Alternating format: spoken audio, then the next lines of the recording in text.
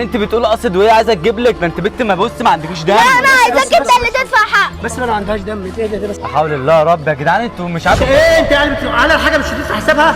اسال الست انا وقعت لها. وكان زهقني انا مش جد. لاقي اكل، انا اجيب لها ايه يا عم؟ لا وانت بتزقها ليه اصلا لما مش لاقي تاكل؟ انا مش لاقي اكل، اجيب لها حاجه ب 10 ايه يا عم؟ في ايه؟ تعالى بس كده يا عم فيها اضربها والنعمه. اضربها؟ اه طب نضربها ازاي؟ تعالى بس كده ما يا عم تضربش. استنى بس. تعالى بس. يلا بنت تمشي. انا مش انت اللي لاقي تمشي بقى. تمشي. انا مش لاقي اكل.